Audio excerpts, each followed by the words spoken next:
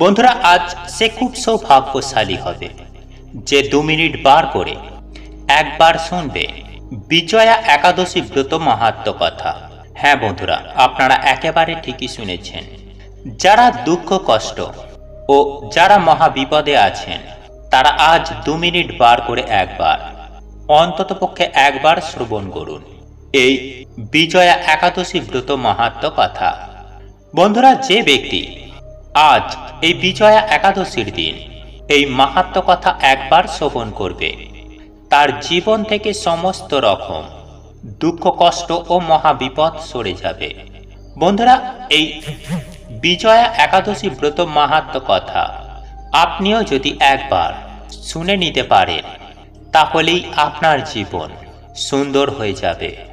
সুপ্রিয় দর্শক বন্ধুরা, তবে এই ব্রত মাহাত্ম্য কথা আপনারা যখনই শ্রবণ করবেন, শ্রবণ করার আগে একটি বিষয় আপনাদের অতি অবশ্যই মাথায় রাখা প্রয়োজন, আর তা হলো বন্ধুরা, আপনারা যখন এই ব্রত মাহাত্ম্য কথা শ্রবণ করবেন তখন এই ব্রত মাহাত্ম্য কথা সম্পূর্ণ শ্রবণ না করে ভুল করেও আপনারা ছেড়ে দেবেন না।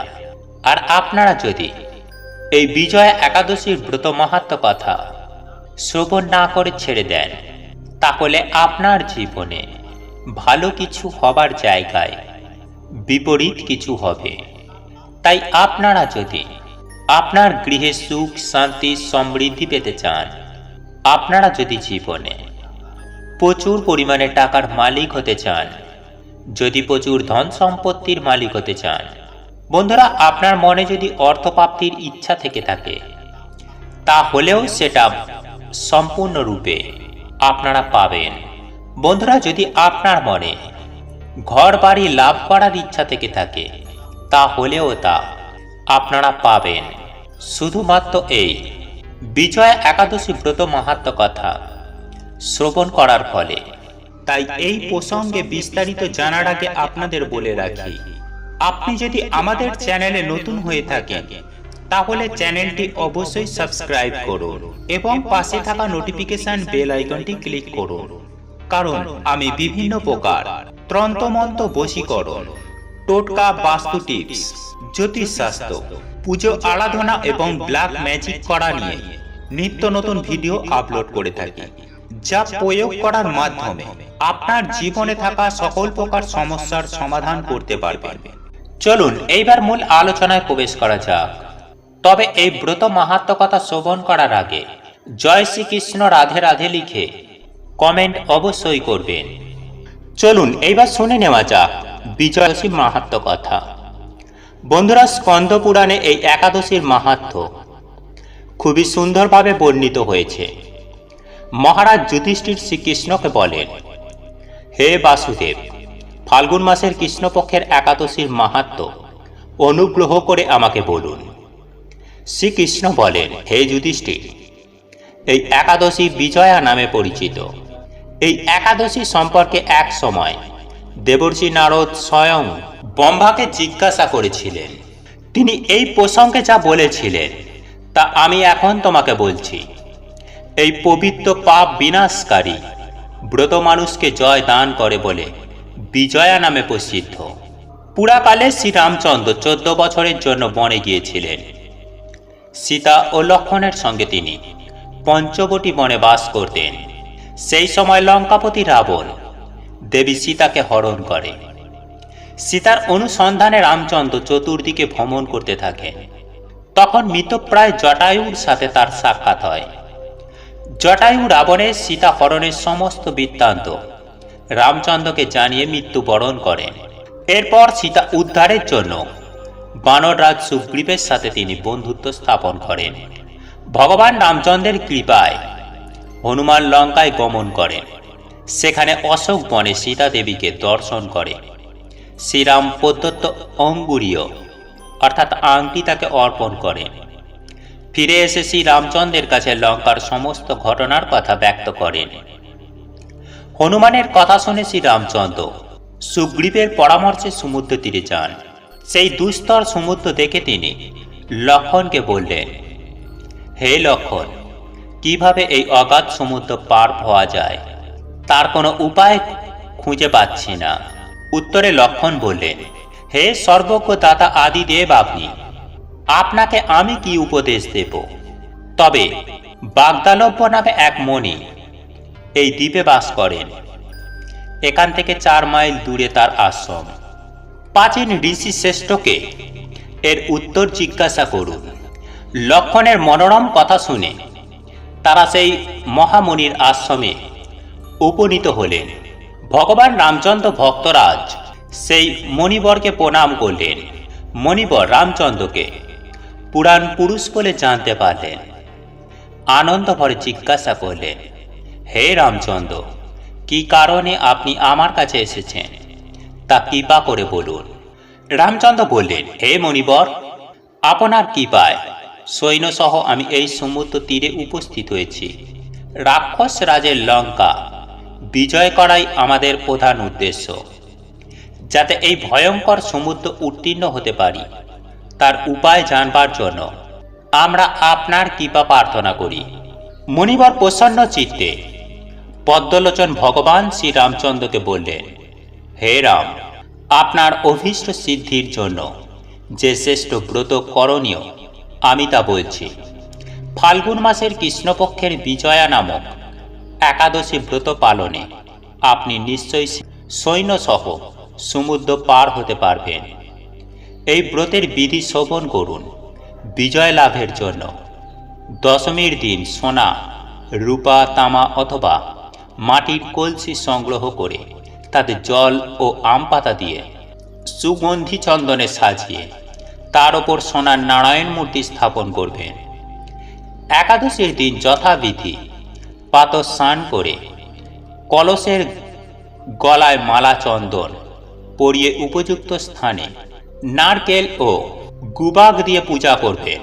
এরপর গন্ধ, পুষ্প, তুলসী, ধূপ, দীপ, নৈবেদ্য ইত্যাদি দিয়ে পরম ভক্তি সহকারে নারায়ণের পুজো করে হরিকথা কীর্তনের সমস্ত দিন যাপন করবেন। রাত্রি জাগরণ করে অখণ্ড ঘি প্রদীপ প্রজ্বালিত করবেন। দ্বাদশীর দিনে সূর্যোদয়ের পর সেই কলস বিসর্জনের জন্য কোনো নদী, সরোবর বা জলাশয়ের কাছে গিয়ে বিধি অনুসারে পূজা নিবেদনের পরে তা বিসর্জন দেবেন। তারপর এই মূর্তি দেবজ্ঞ ব্রহ্মাকে দান করবেন। এই ব্রত প্রভাবে নিশ্চয়ই আপনার বিজয় লাভ হবে।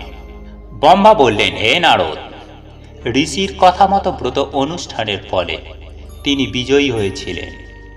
সীতা প্রাপ্তি, লঙ্কা জয়, রাবণ বধের মাধ্যমে শ্রী রামচন্দ্র অতুল কীর্তি লাভ করেছিলেন।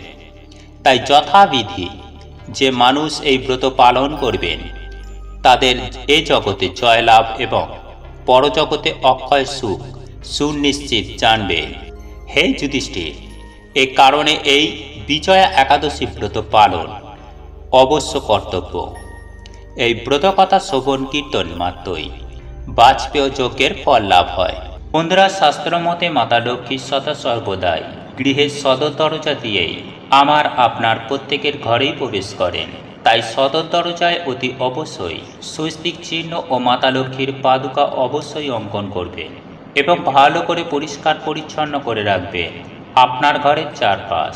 কেননা অপরিষ্কার গৃহে মাতা লক্ষ্মী কখনোই প্রবেশ করে না। বন্ধুরা, আমরা আপনারা প্রত্যেকেই মা লক্ষ্মীর কৃপা দৃষ্টি পেতে চাই, কারণ উনি হলেন ধন সম্পত্তির দেবী। আর আমরা প্রত্যেকেই অর্থ চাই, মান সম্মান চাই, পরিবারের সুখ শান্তি চাই।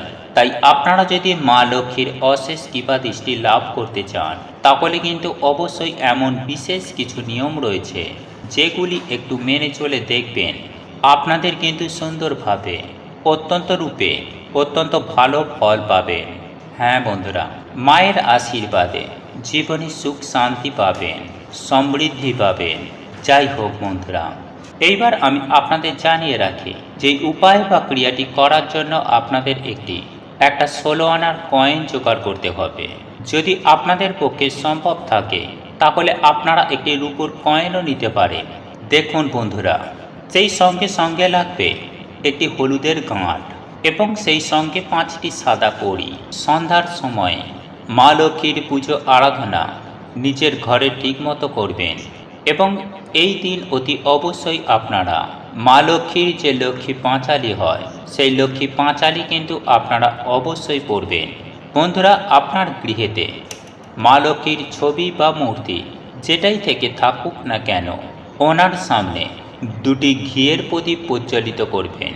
এরপর আপনাদেরকে যে কাজটি করতে হবে তা হল, বন্ধুরা, আপনারা যে হলুদের গাঁট সংগ্রহ করেছিলেন সেই হলুদের গাঁটটি এবং ওই 1 টাকার কয়েন ও কড়িগুলি মা লক্ষ্মীর চরণে রেখে দেবেন এবং নিষ্ঠা, ভক্তি ও আন্তরিকতার সহযোগে আপনারা মা লক্ষ্মীর পুজো আরাধনা করবেন।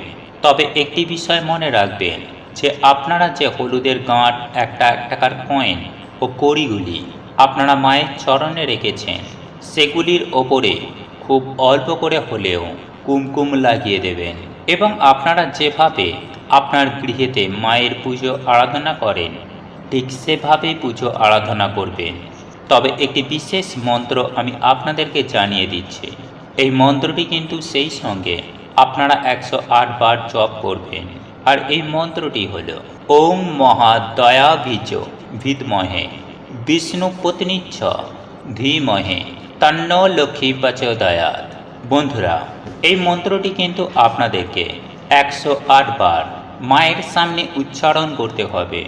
এরপর আপনারা যে কাজটি করবেন তা হল, আপনারা যে মায়ের সামনে দুটি ঘিয়ের প্রদীপ প্রজ্বলিত করেছেন তার মধ্যে একটি প্রদীপ আপনারা ওখান থেকে নিয়ে নেবেন এবং সেটিকে মাতা তুলসীর উদ্দেশ্যে তুলসী মঞ্চে নিয়ে যেয়ে রাখবেন।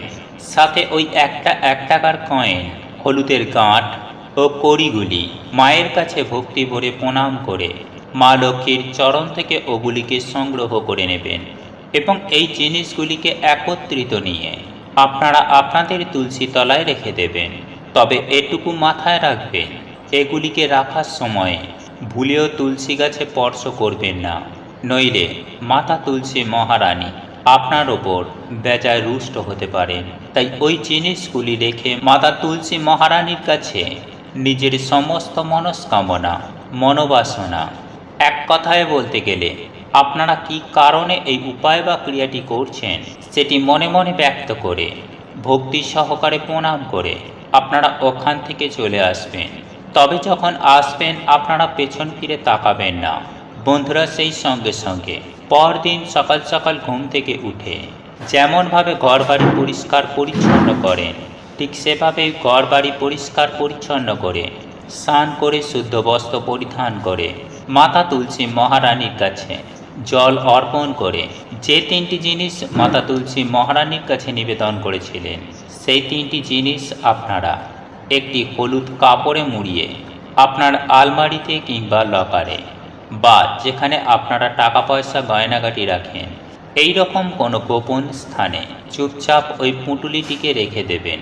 দেখুন বন্ধুরা, এই 3টি জিনিস আপনারা যেহেতু মা লক্ষ্মীর চরণে এবং মাতা তুলসী মহারানীর কাছে দিয়েছিলেন সেহেতু এই জিনিসগুলি কিন্তু ইতিপূর্বেই মায়ের আশীর্বাদ প্রাপ্ত হওয়ার কারণে সমস্যা, দারিদ্রতা সুনিশ্চিতভাবে দূরীকরণ হবে।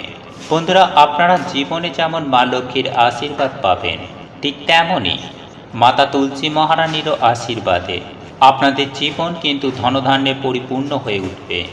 সুপ্রিয় দর্শক বন্ধুরা, এই উপায় বা ক্রিয়াটি অত্যন্ত কার্যকরী একটি উপায়। এই উপায় বা ক্রিয়াটি পরীক্ষিত এবং প্রমাণিত। তাই এই লক্ষ্মী মাসে একবার করে দেখুন, সুনিশ্চিতভাবে নিজেদের অর্থভাগ্যকে নিজেরাই পরিবর্তন করতে পারবেন। এর ফলে অর্থ যেখান থেকেই হোক না কেন আপনাদের হাতে আসবেই আসবে।